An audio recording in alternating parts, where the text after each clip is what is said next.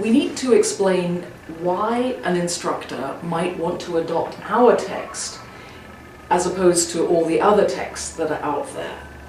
The New Testament is well served with textbooks. There's no question about that whatsoever.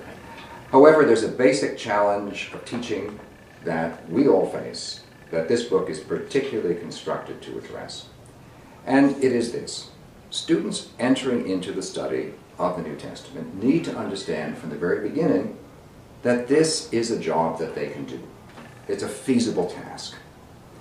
And as they approach a course, if the first thing they see is a highly complex and comprehensive book, the result is likely to be daunting.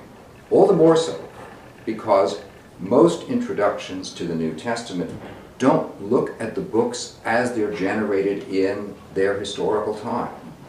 So we look at the books from the point of view of their generation. We tell the narrative of how the New Testament was made, and we do so in a very brief compass, so that there the student has a critical primer and can be referred to the more comprehensive works, which our field is very, very plentifully served with. I think what I like about our book is the layout, so that we have, of course, a lot of material that we present, but not exhaustively. We have exercises at the end of each chapter, so that I suppose you could jump to the exercises and come with a frame into the material of the text. We have maps, so that you can see where it is we're thinking about. You can contextualize Paul in Ephesus.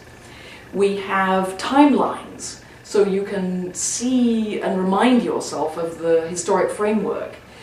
So, in other words, it's a sort of satisfying visual layout as far as the book is concerned. Exactly so. And that layout, in turn, would serve students very well in helping them to learn to write about the New Testament. A considerable amount of energy has been put in recent years in undergraduate colleges and in seminaries to enable students to develop their writing skills. And one very important aid in that whole process is to provide them with questions, with a context for discovery. And each of the chapters of the book provides exactly that. And let's suppose that the questions are thought not to be exactly right. You can think up your own questions. But the sort of engagement with the text by means of questions, you know, loving the questions, as it's been called, is a good entry into the text. It is just so, and it's more than simply saying to someone, write an exegesis. Exactly. It says to the student, here's an example of what an exegesis is.